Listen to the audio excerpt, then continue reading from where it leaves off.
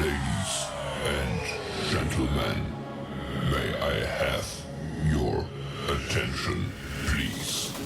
The show starts in 10, 9, 8, 7, 6, 5, 4, 3, 2, 1, go.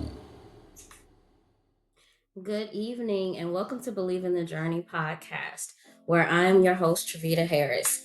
You guys, I'm going to go ahead and give you this disclaimer. I have a horrible cough tonight, so just bear with me. I am okay. You might hear me barking just a little bit, but I'm okay. But tonight, I did have a guest. We had to, unfortunately, reschedule. They had an emergency that came up. And so tonight we're just going to be talking about grief and the unexpected triggers that come along with grief, and how it changes the version of yourself that you once knew. And so before we do anything, we definitely have to go to God in prayer. So we'll do that, and then we'll get started in this little conversation. Dear Heavenly Father, thank you for bringing me in front of your children tonight. Please let the words of my mouth fall upon the ears that need to hear. Grief is something that we all are going through right now, and especially with the holiday seasons, it makes it a little harder for us to, be in the spirits all the time. But as long as we're walking with you and we know that our loved ones are with you and they are no longer in pain and suffering in any ways that they suffered while they were here on earth. So please continue to walk with us as we are on this grieving journey. It's a never-ending journey. It changes every day from moment to moment, and we learn to adjust. The pain doesn't get easier. We just learn to cope with it as you help us with this journey. So in your precious and holy name, Jesus, we pray. Amen. The thing that I wanted to talk about with grief is that grief has a funny way of showing up in our lives unexpectedly in moments where our day could have been going very, very well, or we didn't have anything to be sad about, anything to be upset about, anything to be frustrated about. And you could be sitting watching a funny TV show, and something in that TV show, a word, a song, or something will bring up the memory of a passed on loved one. And when that memory comes up, it brings us sometimes to tears. It brings us sometimes to laughter. It brings us to so many emotions. And the one thing that we must learn to do is to learn to embrace the feelings as they come. I have been one to say that I was never one to show big emotions or cry or do anything of that nature because honestly, I didn't feel like I had time to deal with my emotions. Raising three small children, going through, just life, divorce, things of that nature. It was just one of those things that I never felt like I had time to really endure the feeling of sadness or anything like that because I had so many things to think about. But grief is a thing that has many different layers, and it's not just the death of a loved one that we tend to grieve. It's the number one topic when it comes to thinking about grief is when death comes. But death isn't the only thing that requires grief. And one thing that I have come to understand about myself is, as far as my grieving is concerned, is when I had my stroke in 2009, and just a couple months ago, I realized that I never grieved for the old version of myself. And since I never grieved that, I didn't understand that that was part of what I needed to do, because the new version that emerged from that was from the old version before my stroke to the new version of who I've become and who I am continuously becoming has been a true challenge for myself, because before my stroke, I was very, very on go. I'll say it like that. Simply because anytime anybody would say something to me that I did not like, you were getting an earful right then and there. And it did not matter if I hurt your feelings. For the simple fact of, if you felt bold enough to say something that was disrespectful or hurtful to me, then I gave it right back to you. Now, the version of me after my stroke, I started looking at people for, maybe they were having a bad day. Maybe they just got some bad news and they didn't know how to deal with it, so they lashed out on other people. So I started learning to have more compassion and to not look at people um, in a negative viewpoint just because of the energy that they were giving to me. So the person before the stroke was just on ready, set, go at any given moment where you were being disrespectful, talking to me crazy, whatever. You got what you gave. And it was instant. And I didn't realize that until after I had my stroke, that I learned how to take a step back from that. But as I've gotten in this part of my journey with grief, of learning the old version of myself pre-stroke, this version post-stroke, it has been a true testament of strength. It's been a true testament of faith. It's been growth in so many different ways. Hey ladies, how y'all doing? Um, I did not know the strength that I had in myself um, with dealing with the health issues that I was dealing with. So I've learned to allow myself the space to grieve and allow myself to feel the emotions as they come, especially since my mom passed away in 23. And so since her passing, I've learned to allow myself to feel the emotions as they come and not run away from them, because it's easy to run. But one thing about grief is that it doesn't care about your timeline. It doesn't care about your feelings. It doesn't care what's on your schedule. It doesn't care anything about that. If it wants to creep up on you where you feel like there is nothing but release that is necessary, you're going to release those tears. You're going to release those screams. You're going to release all of that, because that is part of the grieving process. And a lot of people try to keep themselves busy. They want to keep, you know, busy all the time, not just the physical body, but the mind as well. So if you're constantly on the go, you don't have time to deal with the emotions. But grief doesn't care anything about that. It will wait for you to have a moment of stillness. And in that moment of stillness is where grief will come in and be like, hey, how you doing? I'm here. You may not have had time for me, but I have time for you. And a trigger for me has been when I'm outside with my granddaughter, because my mother loved to be outside. And so when I'm watching her and she's just enjoying being outside and not wanting to come in, it brings up memories of my mom and how she liked to be outside. And sometimes I have to fight back the tears because I don't want to upset my grandbaby for crying, and I can't really explain to her um, why I'm crying, because if I'm crying, of course, she's gonna assume that I'm sad or I'm hurting for some reason. And in many cases, I am, but sometimes it's not tears of sadness. It's just tears of the memories that we were able to create. And so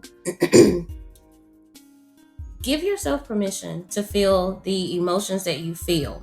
If it's a song that comes on the radio and it brings you happiness, or it brings you to a time and a place with that person that made you laugh, that made you smile, that made you cry, or whatever, give into that emotion. Don't run away from it.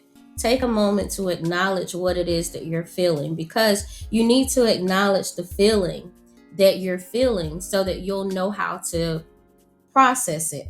Most of the time, we don't know how to process those feelings because they're new and they're different to us. And when they're new and different to us, we tend to, try to push it away because we don't understand what we're feeling. But give yourself permission to feel whatever that emotion is when it comes to dealing with grief. Some of us have grieved relationships, and then this is another thing. We don't always grieve the death of someone. Somebody is still living and you no longer have contact with that person, but they're still living, they're still walking around. And you grieve the loss of that person in the sense of the friendship ended, the relationship with them ended, the one-on-one conversations, the little moments where you may have just had lunch or whatever. You grieve those moments as well, and they're still living, they're still walking around. You grieve the idea of that person that you once knew. And sometimes that's hard to do because of the high regard that you may have had for this particular person.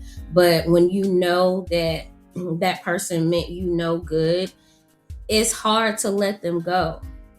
And being in a relationship, being married, letting that relationship go. I've been in that space and having to come to terms with the ending of that and having to grieve that. And when I participated in the book my bestie wrote, her collaboration project, a wife's, what was it? Lord Jesus, I can't even think.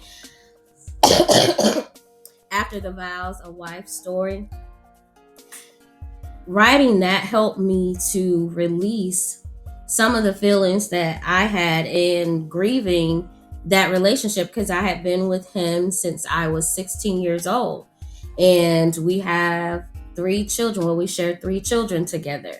And grieving the person that he was and the person that I had fallen in love with honestly no longer existed anymore. And having to walk away from something that I thought we would have forever wasn't it wasn't forever. And so grieving that relationship, it took some time to get to that space, only because when we first split, we had some issues, and I didn't want to be in the same space with him, because if he opened his mouth, it was going to piss me off. And so I had to get to a space to where I had to forgive him, not for him, but for me. And when I started to do that, I began to have peace. And we can now be in the same room. We can now be in the same space. We can now have a conversation, because in the beginning, he was my friend. And we could laugh and joke and talk about anything. And so when our marriage ended, it was like our friendship ended as well. Gentlemen, But May As I I got have older, your as I got a little attention, bit more please? mature. The Now, show it didn't happen overnight. starts I will in say it took a couple 10, years.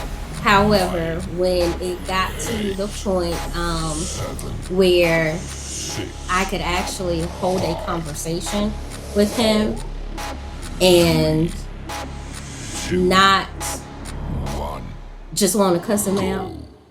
it was a moment where I knew I had forgiven him, and it was easy to say that I loved him for who he was, and I loved him for the children he and I created together, and I loved him for the husband that he was in the beginning.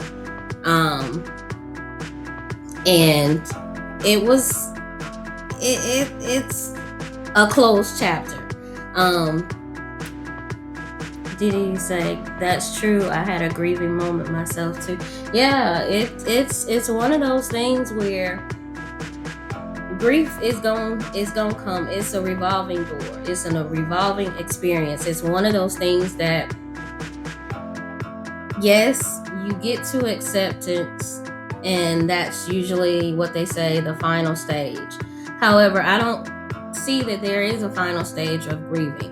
It also is, when we grieve, we remember that there was love there, and that's what we are missing. And like, it's, as Regina um, King said, she said, you find out that grief is basically where love has no place to go, because that person is no longer here to be on the earthly side of receiving that love. And so it's love with no place to go when it comes to grief. And I've had to make some space for grieving. um it's an adjustment. It's a moment by moment thing, and people will say that time heals all wounds, but the passing of someone that you truly love, like a mom, a sister, a child, your dad, um, a spouse, those are true things that void is never filled the same. No one could ever make it feel like it once did. And you're right, it doesn't heal. Time does not heal all wounds. And there are good and bad days when it comes to grief. Um, Loving my mom for the final 6 months of her life, and this is something that has been on my mind heavy, um, about her final 6 months that I had the time with her. My mom never got an opportunity to feel unconditional love, I believe, until her final 6 months. Because as a little girl growing up, she was often made to feel unwanted. And if someone said that they wanted her, or put the illusion that they wanted her, it always came at a cost, and it was pain that was associated with it. So everything that came with it, when someone would tell her that they loved her or that they cared about her, just using those words, it came at a cost, and it was painful. And so, me, now that she's not here, I dwell on the fact of being able to give her a love that didn't cost her anything, that she was able to receive it. Now, I will say, in the beginning of that journey, she was not willing to allow me to love on her, because my mom was not big on hugs or kisses or anything of that nature. That just has never been our relationship. Now, she would cuss me out, of course, but there would always be a joke in there somewhere. And so that was our relationship. But to finally be able to love on my mom, to kiss on her, to hug on her and her receive it in a way to not push me away, it was a beautiful experience, and I'm grateful that I got the opportunity to do that with her. But it was hard knowing that she always felt like she had to do something to receive the love that she was always worthy of. And she didn't have to do that. And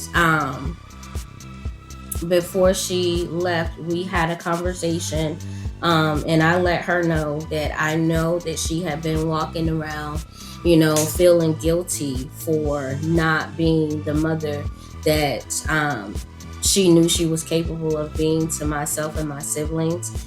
But we understood the battles that she had to face, and that all was forgiven, and she could go in peace because we were not holding any ill will towards her, because some of the things that she went through were beyond her control.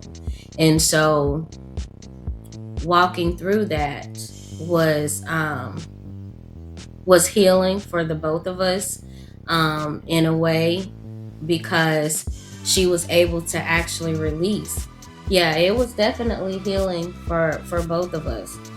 And when you're able to have that moment, because not all of us get that moment to have that conversation with someone who means the world to us. Sometimes we think that we still have time, like we have time, but we're all on borrowed time. We're all temporary on this side. So love on the ones that love you, and let them know just how much you value them in whatever capacity and whatever space that you have them in your life, because tomorrow's not promised to any of us. The next moment isn't promised to any of us. We make plans every day for tomorrow, not understanding that may not be on God's call list in the morning. We may not be on his wake up list. Tonight could possibly be, the final moment for us. But I have made peace with knowing that my mom got to receive love from me. All the love and all the hugs and kisses. Now, do I still wish that I could love on her, hear her laugh, hear her, be silly? Yes, of course. I attended a awards show this past weekend, and I received an award. And in that moment, I wish my mom was there for that moment, only because she was there at the beginning of this journey with my podcast. And so she's not here now, but I know that she was there with me in spirit, because I could just feel her in the space and in the atmosphere. I'm trying not to cry, y'all.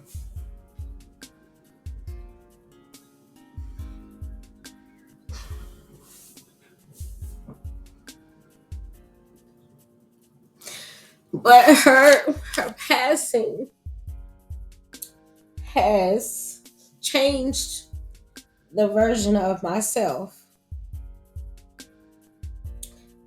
in the sense of,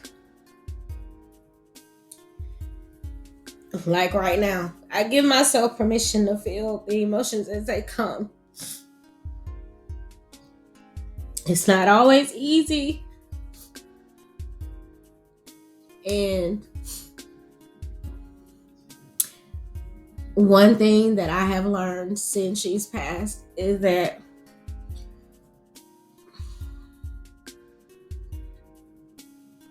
if you don't bring me peace, or you're still in a space to where you love to deal with drama and foolishness or whatever,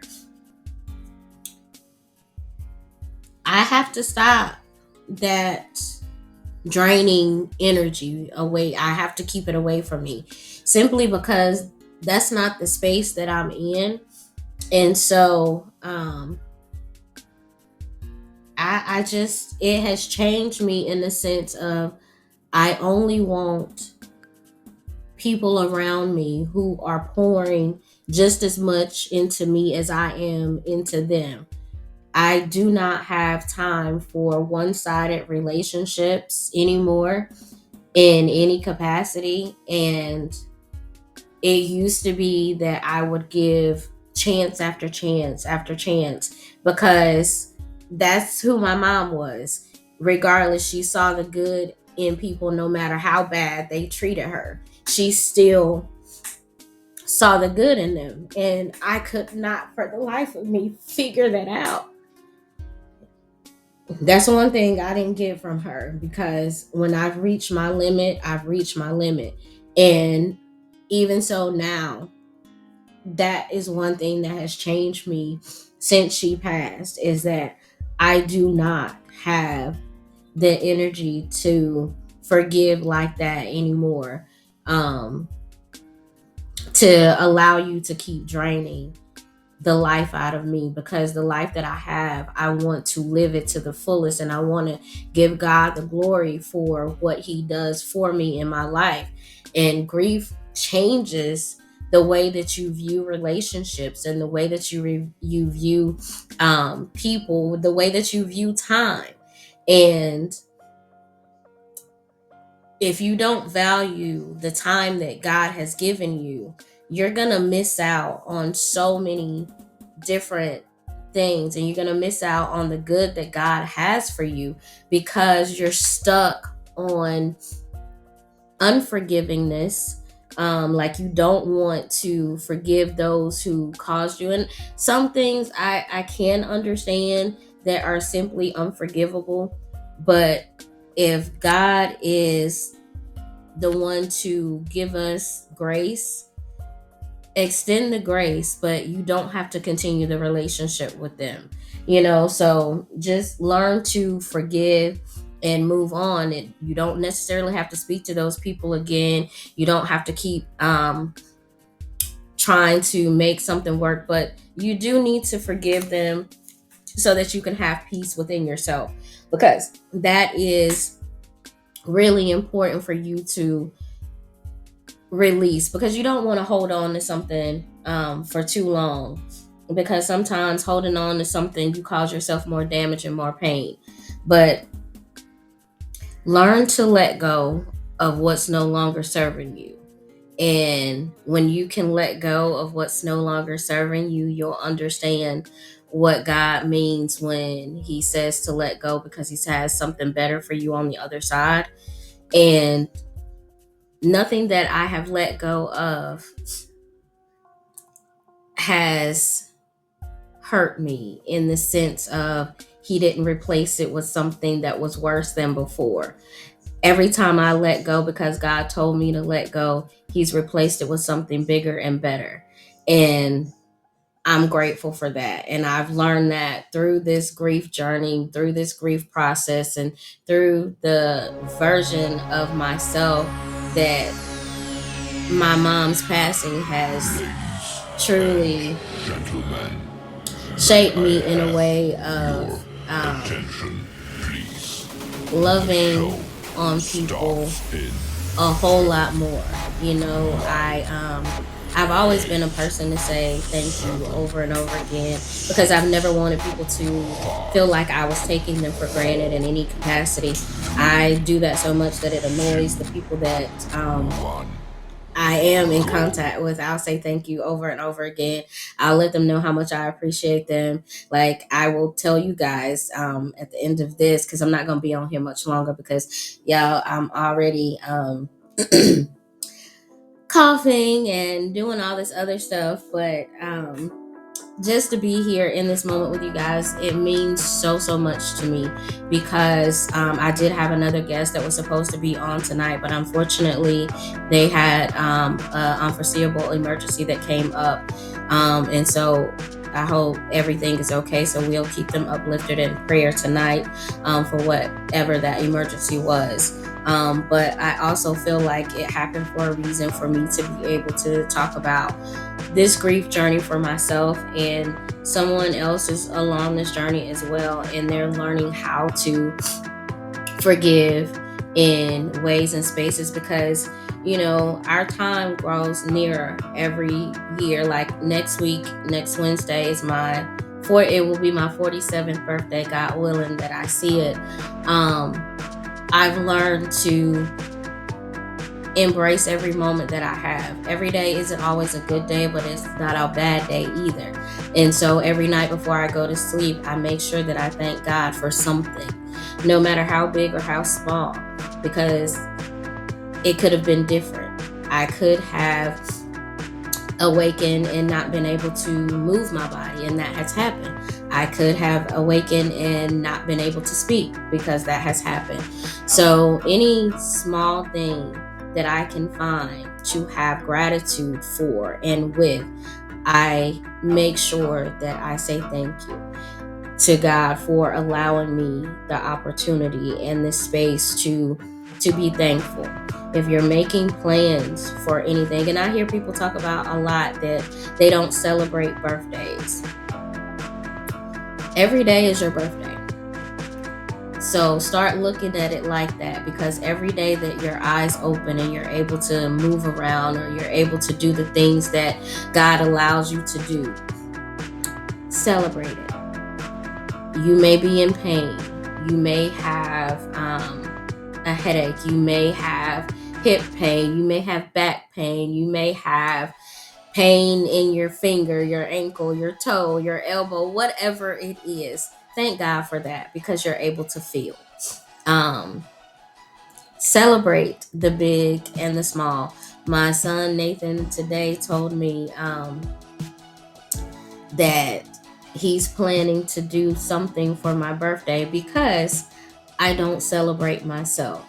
You guys, the award that I won for the I won Legendary of the Year award at the 5150 Foundation Award Show this past Sunday. And I'm grateful for the opportunity, but and I'm not saying but in the sense of I don't feel as if I deserve the award. It was surprising and shocking to me that I won that, because I'm just beginning this journey, and for someone to see the things that I have been working on is just truly amazing to me. But I did not celebrate the win. I came home, and my kids are really excited. I'm really excited, but that's as far as it went. Um, because I don't really know how to celebrate myself, and it's a process for me. So I'm gonna need some pointers on how to celebrate, because I honestly do not know how. And as crazy as that may sound, like I will celebrate things for everyone else, but when it comes to me, I don't know how to do that. I struggle very, very hard with celebrating myself and any accomplishments that I have. And I'm slowly learning, but I haven't got there yet. So thank you. Um, I don't, yeah, girl, we gonna be finding this out together, because I really don't know how to celebrate. I don't, you know. I'm grateful for every task, and I think it falls back to as a little girl growing up, um, not celebrating things at all. Like birthday celebrations, the old tradition was, your birthday comes, they throw a flower in your face and give you a couple of gifts, but there was no birthday parties or anything like that. And then any like report cards, even if the grades were good, there was no, celebration for that. And so any success, it was just like, well, I was always told that I wasn't going to do anything. And so anytime I would do it, it was like, okay, yeah, I proved you wrong. I could do it. And so I would just move on to the next thing I was told I couldn't do. So I just don't know how to stop and live in the moment of the accomplishment and celebrate it. When I graduated college, I got the degree, went to Waffle House, came home, went to bed. That was my celebration. I I didn't do any of that stuff. So I really struggle with celebrating. I struggle with buying myself things because I think of what someone else is gonna need first. Um, I don't know. When I figure it out, y'all, we'll figure this thing out together. Um, but grief is never ending. Love on those that love you. If you're holding on to a grudge with someone because they said or did something to you, no matter how hard it was for you to experience it, you have become a better person because you didn't allow that to define you. And so, since you didn't allow it to define you, it doesn't control you. So, if it doesn't control you, then you have the power to forgive so that you can move on and show someone else that, yes, you may have been broken, but you are still blessed. And so, forgive, grieve them, even though they are still living. Give yourself permission to let them go.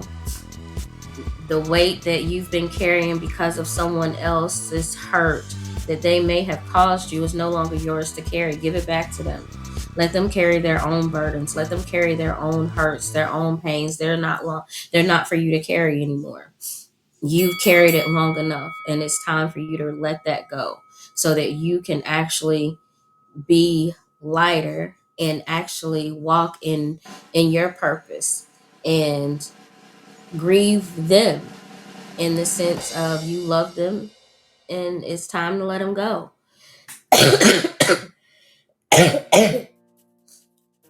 Give yourself permission to love the new version of yourself.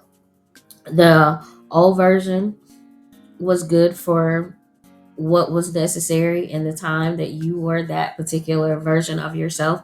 But love yourself enough to know that you are enough. You always have been enough and you always will be enough.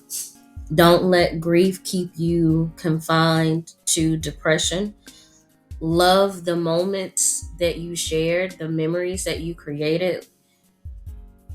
Listen to those a little bit more than the sad times because I could dwell on the sadness of the relationship with my mom, but I tend to force myself out of the sad moments because we had more happy times that I remember because yeah, of course, she said some hurtful things, but I also realized that they were coming from a hurtful place. And she was once a child too. And she was once a little girl, a teenager, before she became a mom. And she never got to grieve those versions of herself. She never got to grieve the innocence of the little girl she once was. And so, learning to see her beyond the title of her being my mom allowed me to look past the things that she said out of hurt. And I've had to come to understand that she loved me the best way that she knew how, because the way that she had received love was through pain. So she only knew how to give it in that way. But watching her with my children let me know that the love that she gave to them was the love that she had always wanted to receive. And she was always the mother that I needed. And I gave my children the mother that I wanted.